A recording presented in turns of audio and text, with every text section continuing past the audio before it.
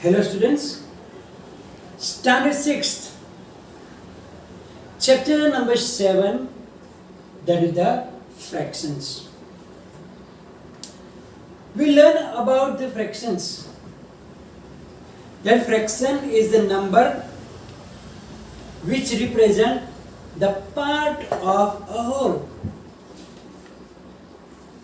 And we saw that it is in the form of numerator upon denominator. So when we represent the fraction, we make the equal parts of the whole according to the number which is in the denominator, and then take the parts according to the number in the numerator. Now we learn about the number line, and we know how to represent, how to show, how to put the whole numbers on the number line.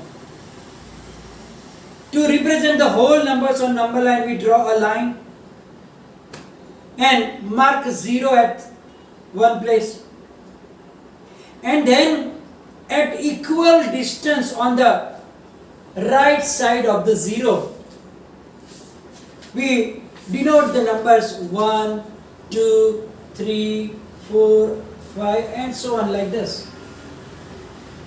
But remember, the distance between all the numbers must be equal.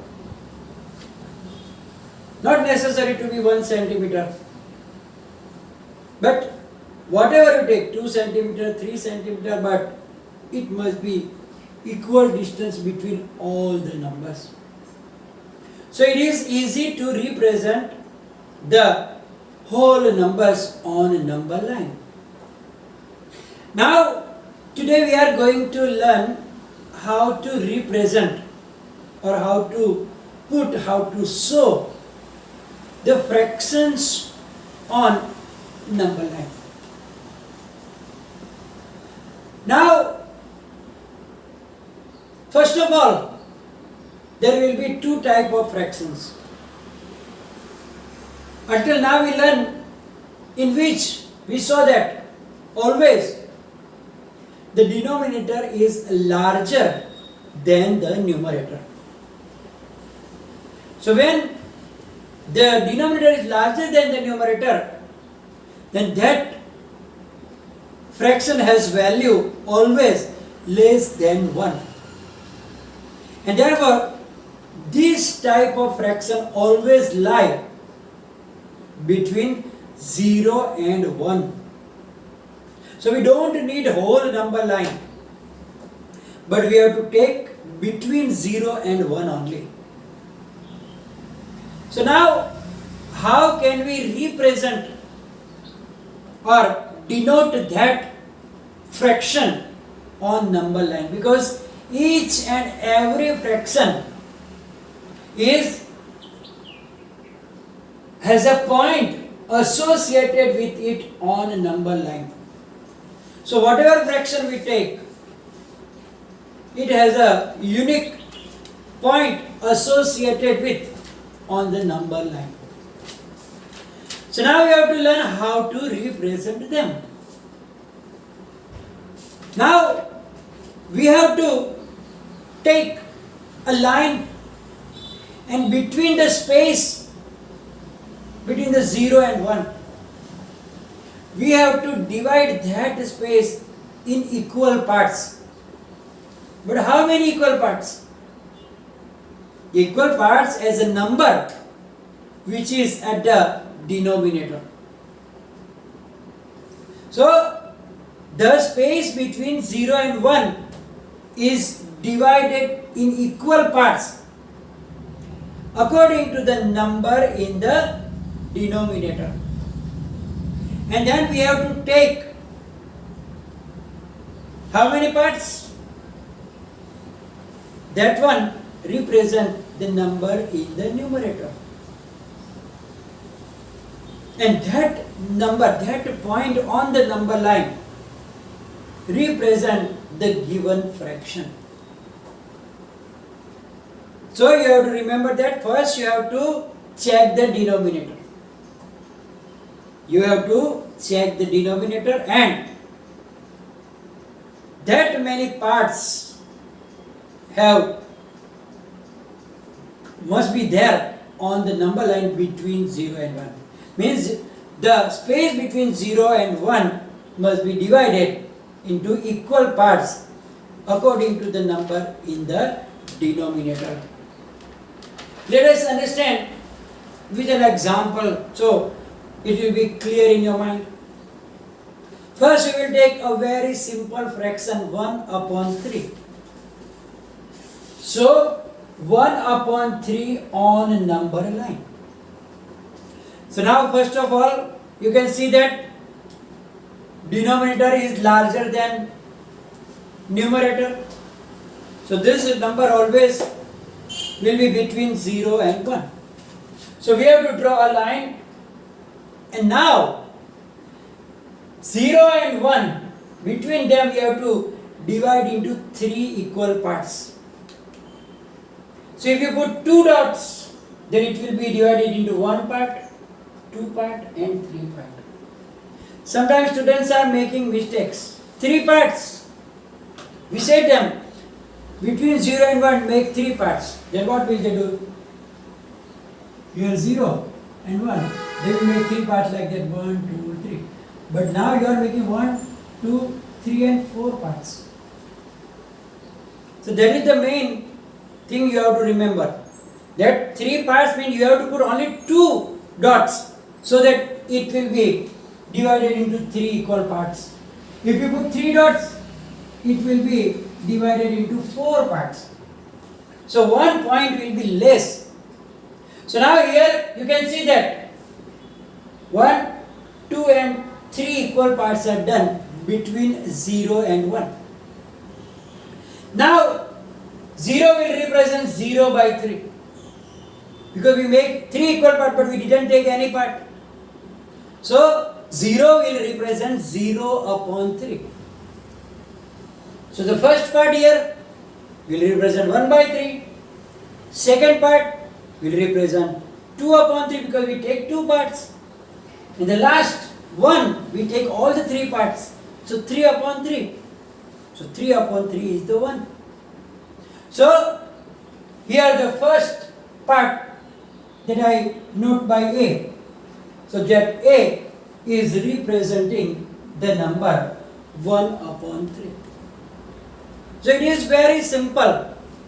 But just as I told you, remember that you have to put that dots at equal distance. So when you put 0, then 1 part, 2 part, 3 part, and here you write down 1. Doesn't matter you take 3 centimeter or 4 centimeter or 5 centimeter. It's according to you, your choice. But make sure that the distance will be same between all the parts. So 1 by 3 is like that. You make 3 parts. Here 0 is nothing, so 0 upon 3. First part is 1 upon 3. Second part is 2 upon 3. And last part is 3 upon 3. So here it was 1 upon 3. It was simple. Now let's take another example in which some different numbers are there. So 3 upon 5 on a number line. So here also the denominator is larger, 5 is larger than 3. So denominator is larger than the numerator. So now it is also lying between 0 and 1 because its value will be less than 1. Now between 0 and 1, how many parts should be done? So let's take a look on the denominator. Denominator is 5. So the space between 0 and 1 must be divided into 5 equal parts. 5 equal parts. So I make 1, 2, 3, 4 and 5 equal parts. And as I told you, here is 0 upon 3, so here it will be 0 upon 5. Then 1 upon 5. Then second is 2 upon 5. Third is 3 upon 5. Fourth is 4 upon 5. And the last one is 5 upon 5. So, we have to take 3. And therefore, 1, 2 and 3. I put the point B. So here, the point B shows the number 3 upon 5 on the number line. So whenever there is a larger number at the denominator and smaller number in the numerator, it always lies between 0 and 1. But what about when the numerator is larger and denominator is smaller? That you will learn in higher standards. Now we are going to learn about the types of fractions. The first type of fraction is proper fraction, and the other will be improper fraction. Now, first of all, we will learn about the proper fraction. Until now, whatever we saw, like the part of the whole, and we represent them also on the number line. If you notice all these fractions, then you will realize that in all of this, the numerator is smaller than the denominator. Means the denominator is bigger or larger than the numerator. So these type of fractions in which the numerator is smaller than the denominator, they are known as proper fractions. So the fractions in which the numerator is smaller than the denominator are known as proper fractions. For examples, we can take anything in which the number in the numerator must be bigger than the numerator. I mean, denominator must be bigger. For example, 4 upon 7, 3 upon 8, 5 upon 9, 12 upon 17. You can see that here. In each of them, the numerator is smaller than the denominator. Means denominators are bigger. So these all are the examples of the proper fractions. And as we saw that the value of the proper fraction is always less than 1. And therefore, in the beginning we learn about them, that we can represent them on them number line. Also they were between 0 and 1, because value of them, all the proper fractions value is less than 1. And therefore, they are between 0 and 1. And as I told you, that proper fraction is the number which represent the part of the whole, in which the denominator, the number in proper fraction, the denominator shows the number of parts in which the whole is divided.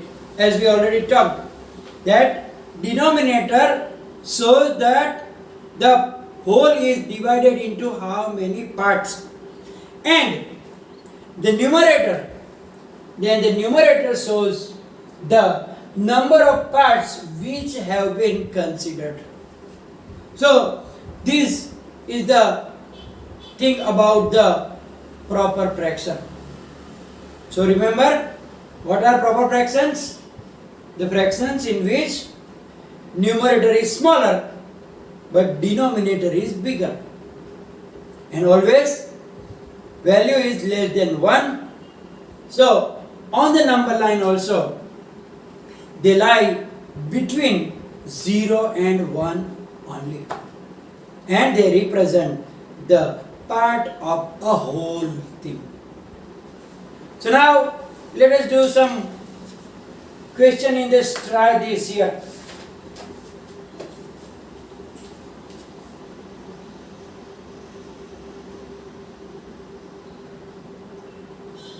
So here some questions are given.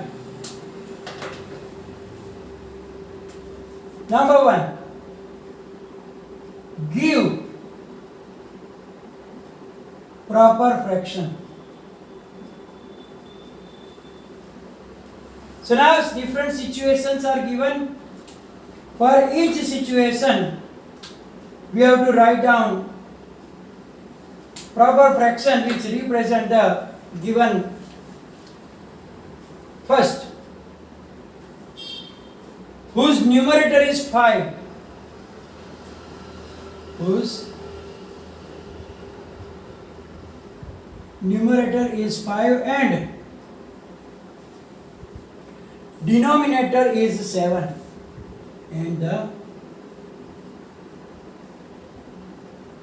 denominator is 7. So now we know that numerator is 5, denominator is 7, the fraction is, proper fraction is 5 by 7, 5 upon 7. B, whose denominator is 9? Whose denominator is 9 and numerator is 5.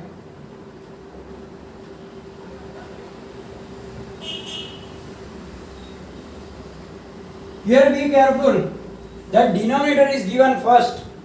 Denominator must be at the bottom and numerator on the top. So don't write down 9 upon 5.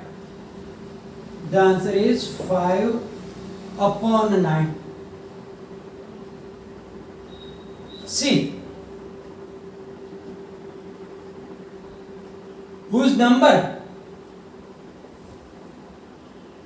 Whose numerator? Whose numerator and denominator?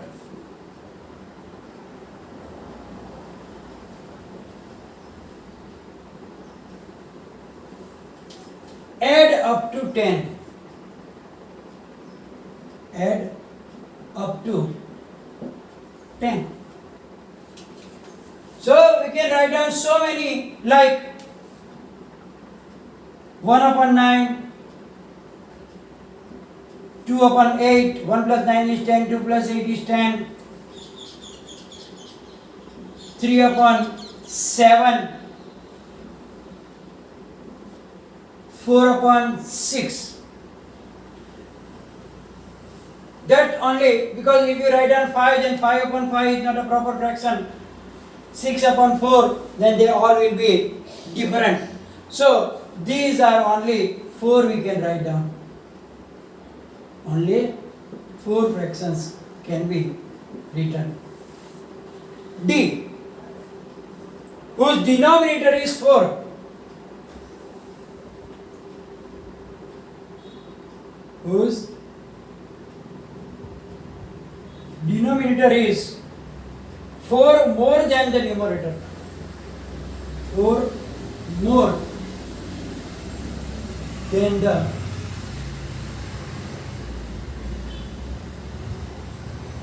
numerator. We can write down so many numbers like that, whose denominator is 4 more than the numerator. For example, 1 upon 5, because 1 plus 4 is 5, 2 upon 6, 3 upon 7, 4 upon 8, and so on. So we can write down so many such that the numerator is 4 more than the numerator. So now question 2 and 3 are very simple. So that I am leaving for you for the homework. So here we are going to finish the session, which will be followed by the PDF that you will write down in your notebook, and any confusion write down in the comment section. Thank you very much.